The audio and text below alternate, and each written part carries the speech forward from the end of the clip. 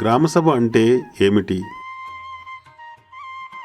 గ్రామసభ అంటే ఆ గ్రామంలోని ఓటర్ల జాబితాలో పేర్లు గల వ్యక్తులందరితో గ్రామీణాభివృద్ధికి అవసరమైన నిర్ణయాలను తీసుకునే సభను గ్రామసభ అంటారు.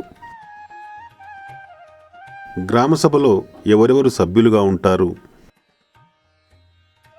గ్రామ పంచాయతీలోని ఓటర్ల జాబితాలో పేర్లు ఉన్న 18 సంవత్సరాలు పైబడిన వారందరూ గ్రామసభ సభ్యులుగా ఉంటారు.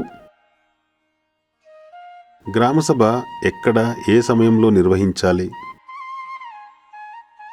గ్రామ పంచాయతీ సరిహద్దు లోపల సూర్యోదయం నుండి సూర్యాస్తమయం వరకు ఎప్పుడైనా జరపవచ్చు.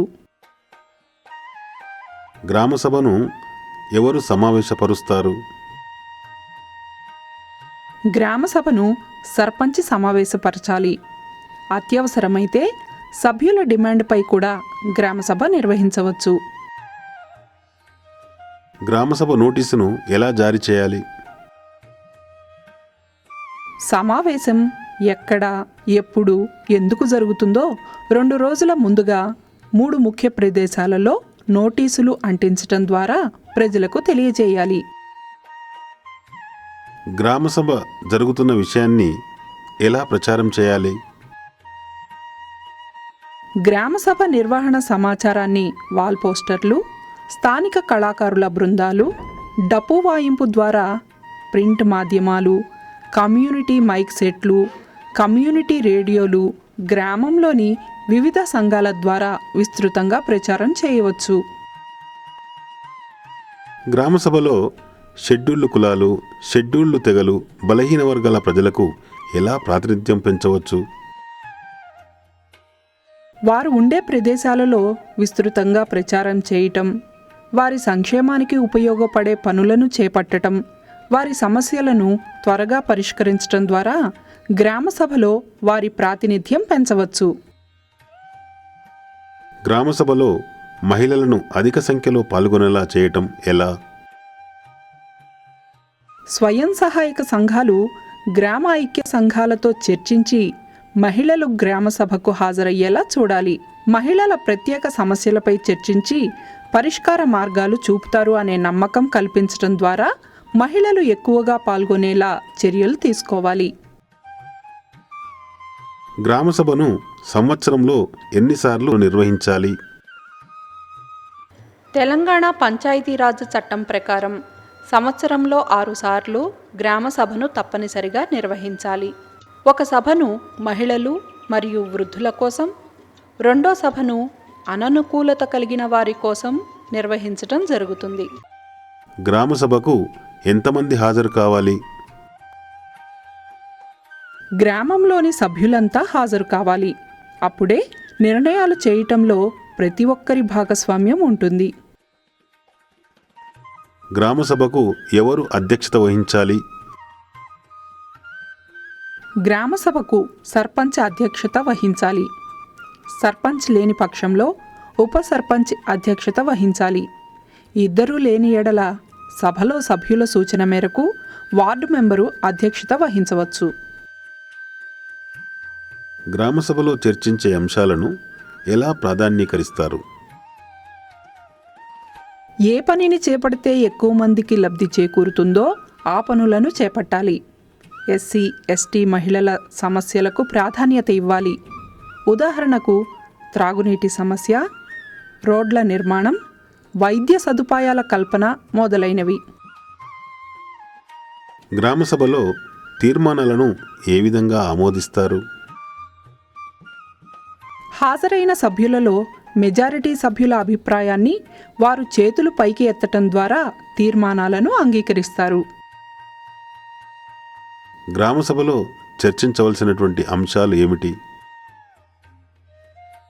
వార్షిక లెక్కలు, కొత్త పన్నులు, వివిధ పథకాల అమలుకు సంబంధించిన విషయాలు, గ్రామ పరిపాలన నివేదిక, రుణాల వినియోగం, ఇంకా పంచాయతీ బడ్జెట్, లబ్ధిదారుల ఎంపిక, ఆడిట్ నివేదిక, వివిధ ప్రభుత్వ శాఖల అభివృద్ధి నివేదికలపై ఎన్నో అంశాలు చర్చించి తీర్మానాలను చేస్తారు.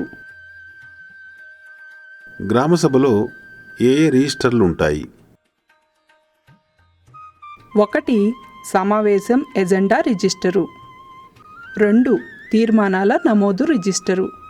3 హాజరు రిజిస్టరు నిర్వహించాలి. గ్రామసభకు పంచాయతీకి మధ్య ఎటువంటి సంబంధాలుండాలి? గ్రామసభ చేసిన తీర్మానాలను పంచాయతీ తప్పనిసరిగా గౌరవించాలి. గ్రామసభలో సర్పంచ్ పాత్ర ఏమిటి? గ్రామసభలో సర్పంచ్ పాత్ర ఎక్కువ. అది అతని బాధ్యత కూడా. ప్రభుత్వం నిర్వహించిన తేదీలలో సభను సమావేశపరచాలి. సభ్యులు అడిగిన ప్రశ్నలకు సమాధానం చెప్పాలి.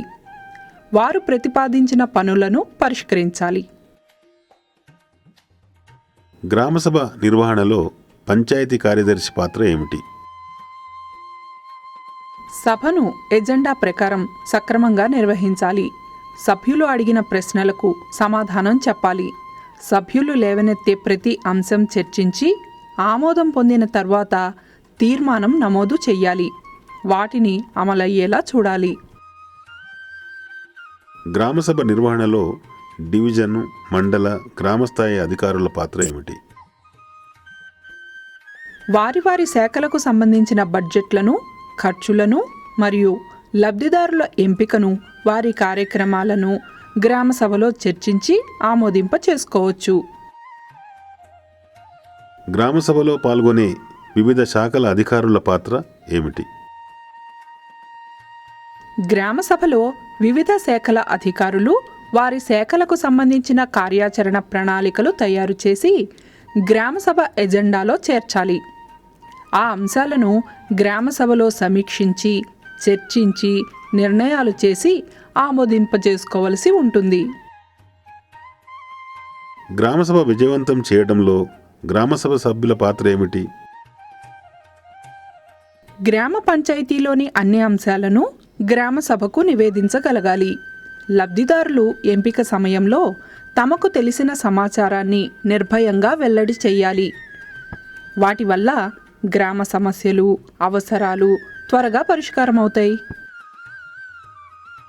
గ్రామసభలో వార్డు సభ్యులు, ఇతర ప్రజాప్రతినిధుల పాత్ర ఏమిటి? గ్రామసభలో వార్డు సభ్యులు తమ తమ వార్డులలో గ్రామసభకి ముందే వార్డు సభలు నిర్వహించి ఆ వార్డులలో గల సమస్యలను గుర్తించి వాటిని గ్రామసభలో చర్చించే విధంగా చర్యలు తీసుకోవాలి. తమ వార్డుకు సంబంధించిన ప్రజలందరినీ గ్రామసభలో పాల్గొనేలా చూడాలి. ప్రభుత్వ ప్రాయోజిత కార్యక్రమాల్లో గ్రామసభ ఏ విధమైనటువంటి పాత్ర పోషిస్తుంది? గ్రామసభలో అనేక ప్రాయోజిత కార్యక్రమాలపై చర్చించుకోవచ్చు. అర్హులైన లబ్ధిదారులను ఎంపిక చేసుకోవచ్చు. ఉదాహరణకు మహాత్మా గాంధీ జాతీయ గ్రామీణ ఉపాధి హామీ కార్యక్రమంలో పనుల గుర్తింపు, కూలీలకు జాబ్ కార్డులు ఇవ్వటంలో గ్రామ పంచాయతీదే ప్రధాన పాత్ర. వారే పనులు నిర్వహిస్తూ సోషల్ ఆడిట్ కూడా చేపట్టాలి. వాటర్ షెడ్ కార్యక్రమం కోసం వాటర్ షెడ్ పథకానికి నిర్మాణ ప్రదేశం, గుర్తింపు మరియు అమలుకు వాటర్ షెడ్ కమిటీలను గ్రామసభల ద్వారా ఏర్పాటు చేయాలి. వాటర్ షెడ్ అధ్యక్షుని ఎంపిక గ్రామసభ ద్వారా చేపట్టాలి. సొంత ఇళ్లు లేని వితంతువులను, మాజీ సైనికులను, దారిద్ర్య రేఖకు దిగువన ఉన్న వారికి ఇళ్లు నిర్మించుకోవటానికి అవకాశం కల్పిస్తుంది.